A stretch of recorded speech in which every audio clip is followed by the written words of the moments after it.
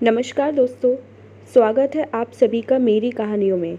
मैं हूँ शिखा और एक बार फिर से आपके लेकर आई हूँ एक नई कहानी और उम्मीद करती हूँ कि ये कहानी भी बाकी कहानियों की तरह आपको बेहद पसंद आएगी और अब पहले की तरह अपना प्यार और सपोर्ट मेरी वीडियोस पर बनाए रखेंगे। कहानी पसंद आए तो चैनल को सब्सक्राइब करना मत भूलिएगा। तो चलिए अपनी आज की कहानी शुरू करते हैं। माँ जी, मेहमान आ रहे हैं। काफी खाना बनाना है। मैं मसाला बना रही हूँ। आप थोड़ा पालक भाजी सुधार देंगी? बहू, तुम जानो, तुम्हारा काम जाने। मुझे मत बोला करो। मुझे पूजा पाठ से फुर्सत नहीं। और अब मेरी उम्र हो चली है। यह काम मेरे नहीं, कहते हुए चली गई। माँ जी, आज मेरा पेट दुख रहा है और रसोई भी बनानी है। आप मंदिर जा रही हैं। मनु को ट्यूशन छोड़ती चली जाएंगी? बिल्कुल नहीं छोड़ूंगी। ये तुम्हारी जिम्मेदारी है। तुम देखो, मैंने पहले भी कहा है, मेरे पीछे काम मत लगाया करो, कहते हुए चली गई। इतना सुनते ही रागिनी की आंखों में आंसू छलक आए। वो बेटी को रुकने का बोल रसोई में गैस बंद कर ट्यूशन छोड़ने चल दी। बहू के आने के बाद सविता जी ने घर के कामों से रिटायरमेंट ले ली। गलती से भी रसोई में नहीं जाती। अगर बहुएं उनसे थोड़े से काम के लिए कह दें या मदद मांग लें तो टका से मना कर देती। किसी की भी मजबूरी परेशानी नहीं समझती। उधर मंदिर पहुंच सीधा फोन घुमा दिया अपनी ननद अनीता को। दीदी, रागिनी बहू बड़ी होशियार बनती है। जब देखो मुझसे काम करवाने की सोचती है। आज मैंने उसे टका से जवाब दिया। ऐसा छोटा सा मुंह रह गया था। अच्छा, ये तो आपने बहुत बढ़िया किया। ऐसे ही पैरों के नीचे दबाकर रखना चाहिए बहुओं को, वरना सर चढ़ जाती हैं। ये तो बिल्कुल सही कहा जीजी। दोनों ठहाका लगाकर हंसने लगी। तभी ननद बोली, बिल्कुल ठीक। आखिर समझती क्या है ये बहुएं? हम सास को फालतू रोटी तोड़ने वाली बुढ़िया या काम वाली बाई। बहुत खूब सुनाया। अब कभी ना कहेंगी दोनों। फिर हंसने लग गई। ये है सविता जी, जिनकी एक बहू है रागिनी। बहू के गृह प्रवेश के साथ ही सास सविता जी गृह कार्यों से छुट्टी ले चुकी हैं। अब कभी बहू इनसे मदद मांगती हैं तो पहली बार में ही मना कर देती हैं, जिससे दोबारा कोई इनसे कुछ कहे नहीं। वे अपने पति से कुछ कहती हैं तो वे कहते हैं, मेरी माँ बूढ़ी हो गई। बताओ, 55 साल उम्र की माँ बूढ़ी हो गई, पर दिखने में तो एकदम स्वस्थ हैं। खाना पीना भी बराबर करती हैं। घूमने फिरने में भी नागा नहीं करती। असल में उनको बूढ़े होने का एहसास उनकी ननद अनीता जी करवाती है, जो रोज फोन पर उनके कान भरती है। कहती, अपनी बहू पर शुरू से लगाम कसकर रखना, वरना हाथ से निकल जाएंगी। नौकरी तो बिल्कुल करने मत देना, वरना तुम घर के काम करते करते नौकरानी बन जाओगी और ये सब घूमती फिरती नजर आएंगी।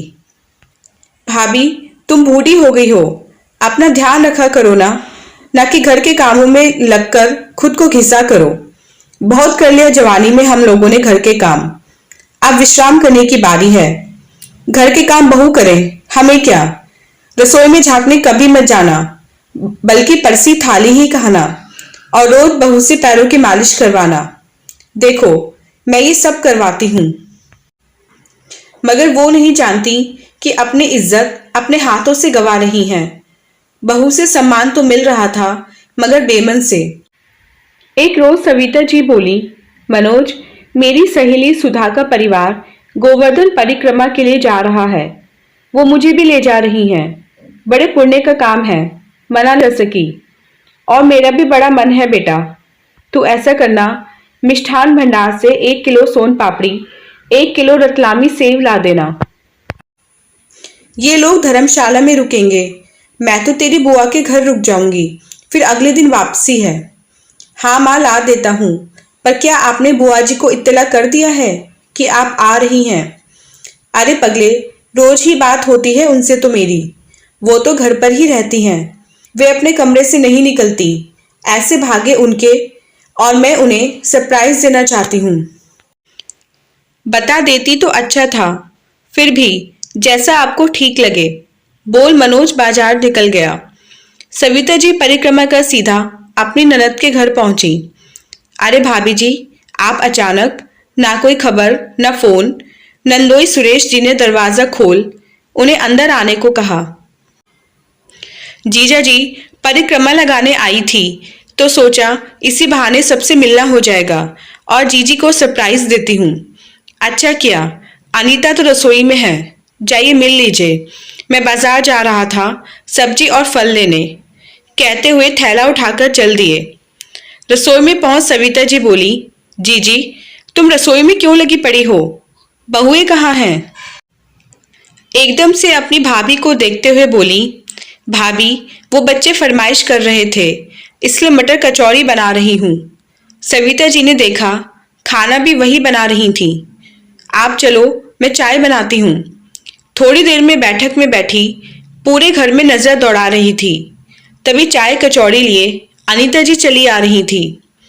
अरे आप क्यों परेशान होती हो, बहुओं को बोल देती। सकुचाते हुए बोली, छोटी तो मायके गई है और बड़ी बहू? अरे ये सब छोड़ो, आप चाय लो ना। हाँ लेती हूँ। और जीजी घर तो बड़ा सुंदर बनवा लिया है आपने, बाहर अंदर से पहचान में ही नहीं आ रहा। आपने बताया नहीं कब बनवाया, और घर का फर्नीचर भी सारा नया लगवाया है। आप तो कह रही थी जीजाजी रिटायर हो गए, दुकान भी नहीं चलती। आप तो कह रही थी कि बहुत तंगी चल रही है। यहाँ तो लक्ष्मी बरस रही है आपकी, कोई लॉटरी लगी है क्या? सविता जी ताना मारते हुए बोली। अनीता जी का झूठ पकड़ा गया, क्या बोलती। तभी सुरेश जी लौट आए। उनकी बात सुन हंसते हुए बोले, भाभी जी ये सब लक्ष्मी जी के साथ माँ गृह लक्ष्मी की कृपा है। भाभी जी आप तो जानती हैं मेरी छोटी सी नौकरी थी, पेंशन भी नाम की आती है। बड़ा बेटा पढ़ने लिखने में कमजोर रहा, इसलिए भविष्य के लिए छोटी सी परचूने की दुकान डलवाई थी। सो प्रोविडेंट फंड भी ना बचा। मेरे पास लोन अलग थे। छोटे बेटे की पढ़ाई लिखाई के उसकी भी प्राइवेट नौकरी ही है। ये पुश्तैनी पुराना मकान, हम तो कुछ करने लायक नहीं थे, पर जब से बड़ी बहू की सूझबूझ छोटी बहू की बुद्धि लगी इस घर में, उन्होंने मिट्टी को सोना बना दिया। मेरी दोनों बहुएं बड़ी गुणी निकली। बड़की बहू ने बेटे के साथ मिलकर हमारी छोटी सी दुकान को डिपार्टमेंटल स्टोर में बदल दिया। वहीं छोटी बहू बड़े स्कूल में मास्टरनी है। छुट्टियां चल रही हैं इसलिए मायके घूमने गई है। बच्चों का हमारे बिना मन नहीं लगता, इसलिए वे तो वापस आ गए। अब हम दोनों घर और बच्चे संभालते हैं। हम दोनों भी खूब मदद करते हैं, बुढ़ापे के नाम पर तंग नहीं करते। हमारे तो भाग्य दोनों बहुओं के आगमन से ही खुले हैं, साथ में पोते पोतियों के सुख भी ले रहे हैं।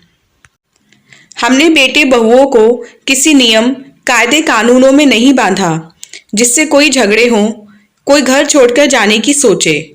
बस प्यार बना रहे, हम यही चाहते हैं। मेरे दोनों बेटे बहुएं बाहर लक्ष्मी कमाते हैं, उसी वजह से ये ठाट बाट आप देख पा रही हो। और हमारी श्रीमती जी अपनी बहुओं का बहुत ध्यान रखती हैं, तभी वे भी हमारी परवाह करती हैं, खूब मान सम्मान देती हैं।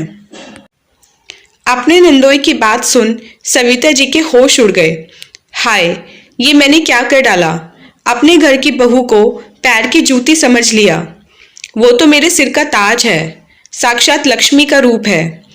उन्हें रागिनी के कहे शब्द याद आ रहे थे। वो अपना ब्यूटी पार्लर खोलना चाहती थी, कितना गिड़गिड़ाई थी अपने सपनों को पूरा करने के लिए।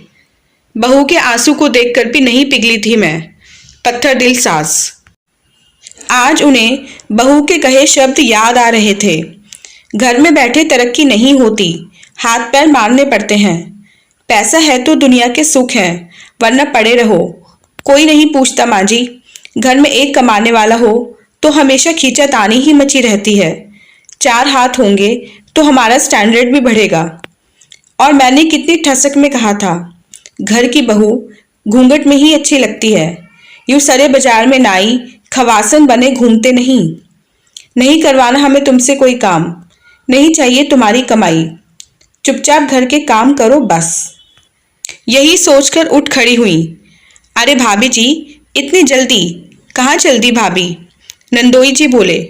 अरे मुझे अपनी गलतियों को सुधारने अपने घर जाना है। सच, गोवर्धन महाराज की बड़ी कृपा हुई मुझ पर, जो मुझे यहाँ बुलाकर उन्होंने सद्बुद्धि दी। अब बस दूसरों के कहने पर अपनी बहू पर बड़े अत्याचार किए मैंने। आज ही घर जाकर बहू को बाहर काम करने की इजाजत दूंगी, साथ में घर के कामों में सहयोग भी करूंगी। अब से बहू की लगाम खींचकर नहीं, बल्कि ढील देकर पतंग की तरह ऊंची उड़ान भरने का हौसला दूंगी। फिर मेरे घर भी लक्ष्मी जी के साथ साथ गृह लक्ष्मी भी प्रसन्न होंगी। अब से कभी रागिनी की आंखों में आंसू नहीं छलकेंगे, मेरा वादा है। अपनी ननंद अनीता की तरफ देख घर से निकल गई। दोस्तों, हमें किसी की भी बातों में आकर फैसले नहीं लेने चाहिए। बात कैसी भी हो, अमल करने से पहले 100 बार सोचना चाहिए। कहीं आप खुद का घर बर्बाद तो नहीं कर रहे। तो दोस्तों, ये थी हमारी आज की कहानी। मिलते हैं अपनी नेक्स्ट स्टोरी के साथ। तब तक के लिए आज्ञा दीजिए। धन्यवाद।